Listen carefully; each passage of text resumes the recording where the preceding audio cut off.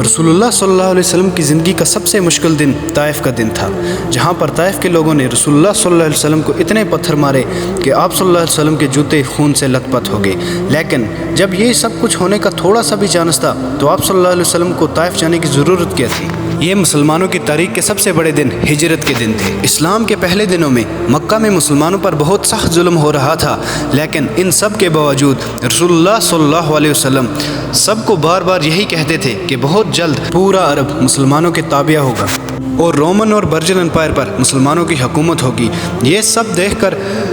مکہ کے کافر ان کا بہت مذاق اڑاتے اور مسلمانوں پر اور زیادہ ظلم کرتے، لیکن یہ آپ صلی اللہ علیہ وسلم کا کچھ نہیں بگاڑ سکتے تھے، کیونکہ مکہ کے دو سٹرانگ لوگ ہمیشہ رسول اللہ صلی اللہ علیہ وسلم کی سپورٹ کرتے تھے۔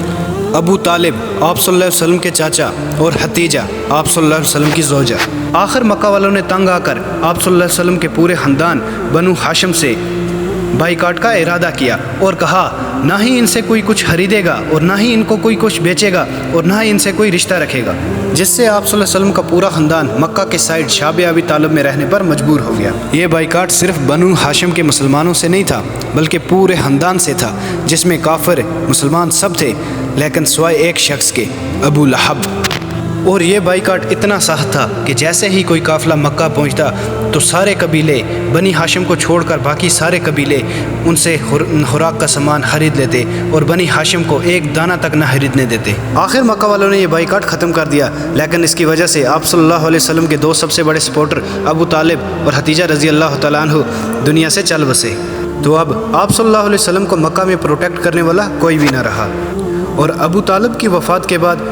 بنو ہاشم کا نیا سردار ابو لہب بنا، جو آپ صلی اللہ علیہ وسلم کا چاچا ہونے کے باوجود مکہ میں آپ صلی اللہ علیہ وسلم کا سب سے بڑا دشمن تھا۔ اور ابو لہب نے سردار بنتے ہی آپ صلی اللہ علیہ وسلم کی مکہ کی سٹیزن شپ ختم کر دی، اور اب آپ صلی اللہ علیہ وسلم مکہ میں بالکل سیف نہیں تھے، لیکن اللہ کی طرف سے وہی حکم تھا کہ اسلام کو ہر طرف پھیلانا ہے۔ آخر نبوت کے 10 سال بعد آپ صلی اللہ علیہ وسلم نے ڈیسائیڈ کیا کہ وہ اب مکہ سے باہر جا کر اسلام کی دعوت دیں گے، اور زید بن حارثہ کے ساتھ آلموسٹ 100 کلومیٹر کا رستہ بالکل پیدل طے کیا۔ وہاں آپ صلی اللہ علیہ وسلم طائف کے سارے بڑوں سے ملے اور سب کو اسلام کی دعوت دی، لیکن وہاں آپ صلی اللہ علیہ وسلم کی بات کسی نے نہیں مانی،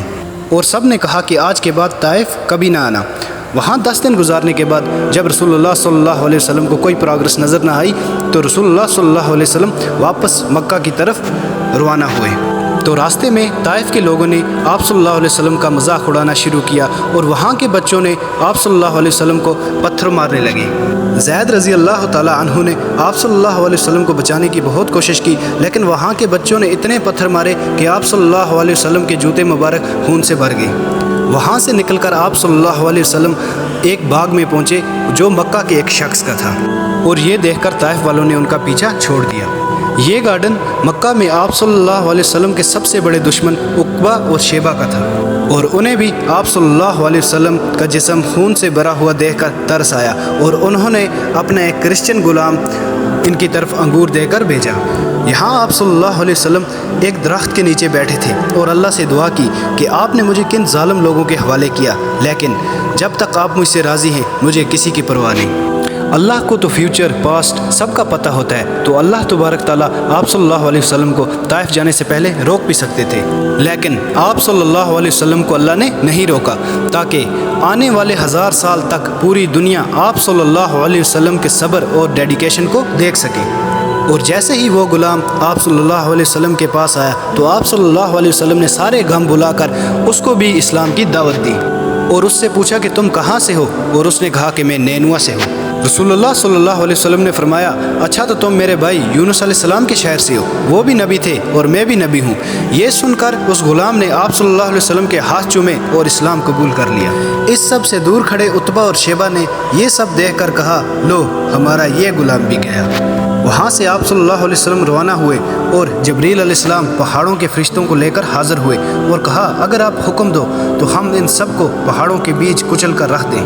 آپ صلی اللہ علیہ وسلم نے فرمایا نہیں، ان کی اولاد میں سے ضرور کوئی نہ کوئی مسلمان ہوگا۔ آپ صلی اللہ علیہ وسلم نے اتنے اتنے سخت ظلم کے بعد بھی ان سب کو معاف کر دیا۔ جیسے ہی آپ صلی اللہ علیہ وسلم مکہ کے قریب پہنچے تو انہیں پتہ تھا کہ اب وہ مکہ کے سٹیزن نہیں رہے، تو انہوں نے مکہ کے اندر رہنے کے لیے کچھ لوگوں سے پناہ مانگی، جیسے کہ آج کسی دوسرے ملک جانے کے لیے ویزا مانگتے ہیں۔ لیکن پہلے دو لوگوں نے حضور صلی اللہ علیہ وسلم کو پناہ دینے سے انکار کر دیا، لیکن تیسرے مطعین بن عادی نے آپ صلی اللہ علیہ وسلم کو پناہ دی۔ طائف کے اتنے برے ایکسپیرینس کے بعد بھی رسول اللہ صلی اللہ علیہ وسلم کو کوئی فرق نہیں پڑا اور انہوں نے اسلام پھیلانے کا کام جاری رکھا۔ ہر سال پورے عرب سے ہزاروں لوگ مکہ حج کرنے کے لیے آتے اور رسول اللہ صلی اللہ علیہ وسلم رات کے اندھیرے میں ان کے کیمپ میں جا کر ان کو اسلام کی دعوت دیتے، لیکن ان سب سے بھی بہت کم لوگ اسلام کی طرف آتے، کیونکہ جب بھی آپ صلی اللہ علیہ وسلم اسلام کی دعوت دینے کے لیے جاتے تو آپ صلی اللہ علیہ وسلم کے چاچا ابو لہب ان کے پیچھے پیچھے جاتے اور سب کو کہتے کہ ان کی بات نہ مانو۔ طائف کے اگلے سال ہی جب رسول اللہ صلی اللہ علیہ وسلم ان کیمپس میں گئے تو وہاں آپ صلی اللہ علیہ وسلم کی ملاقات مدینہ کے 6 لوگوں سے ہوئی، تو آپ صلی اللہ علیہ وسلم نے ان کو اسلام کی دعوت دی۔ انہوں نے آپس میں بات کی، کیا یہ وہی پیغمبر تو نہیں جس کے بارے میں یہودی ہمیں بہت سالوں سے بتا رہے ہیں؟ اب یہ کسی کو پتہ نہیں تھا کہ اللہ تبارک تعالیٰ یہودیوں کے ذریعے مدینہ والوں کے دماغوں کو ٹرین کر رہے ہیں کہ بہت جلد ہی مدینہ میں ایک پیغمبر آنے والے ہیں۔ مدینہ کے ان 6 لوگوں نے ڈائریکٹ اسلام قبول کر لیا اور واپس جا کر مدینہ میں اسلام کو پھیلانا شروع کر دیا، جس کی وجہ سے اگلے سال مدینہ سے 12 لوگ اسلام قبول کر کے آپ صلی اللہ علیہ وسلم کے پاس آئے، اور پھر آہستہ آہستہ مدینہ کے ہر گھر میں آپ صلی اللہ علیہ وسلم کا نام پہنچنے لگا۔ یہ کچھ سال آپ صلی اللہ علیہ وسلم کی زندگی کے سب سے مشکل سال تھے، کیونکہ پہلے مکہ والوں کی بائیکاٹ کی وجہ سے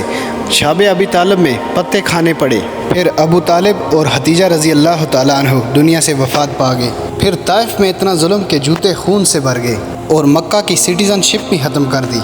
لیکن انہی سخت حالاتوں میں اللہ تبارک تعالیٰ نے آپ صلی اللہ علیہ وسلم کے دل کو تھوڑا سکون دینے کے لیے انسانوں کی تاریخ کی سب سے لمبی سحر کروا دی، 7 آسمانوں کی۔ سبسکرائب